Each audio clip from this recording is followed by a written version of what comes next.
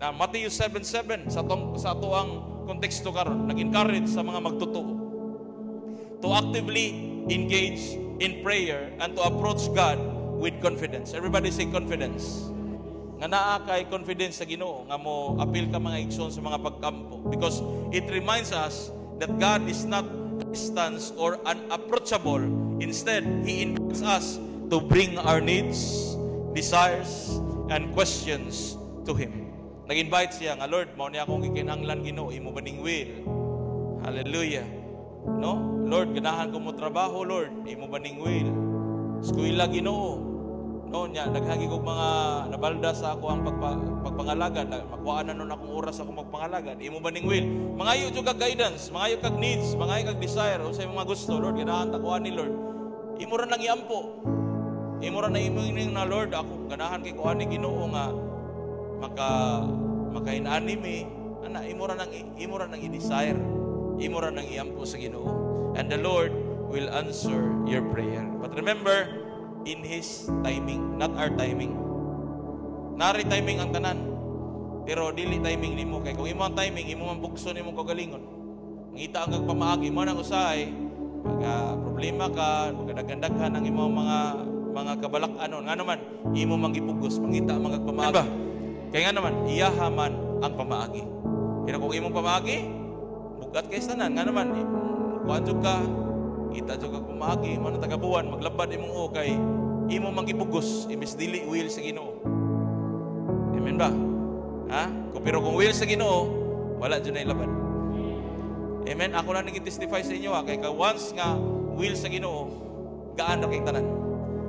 Waji bukat maigsoon. Amen ba? Mo na pamaabot lang jud sa perfect timing sa Ginoo. Ay la pagdali, ina Lord, imo ba ning will? Imo ba ning kabubuton Ginoo?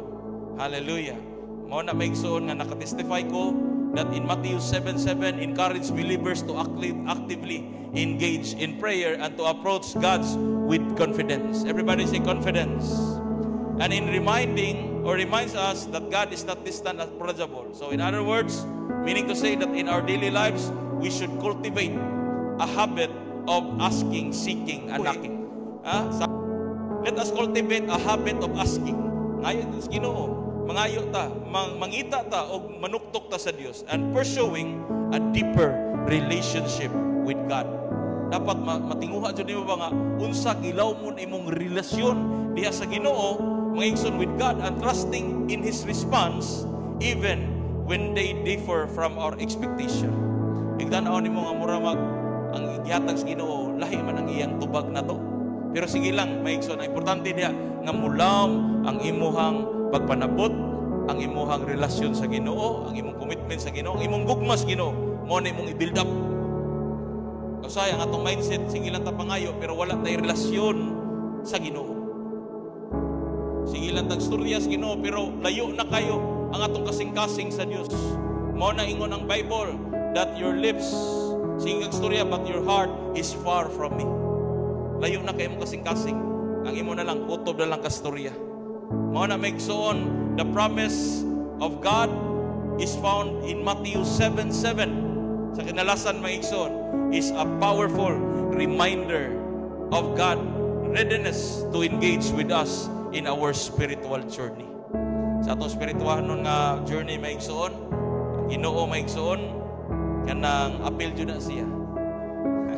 Amen. By asking, seeking, and knocking, we open ourselves to the abundant grace and wisdom that God's offer.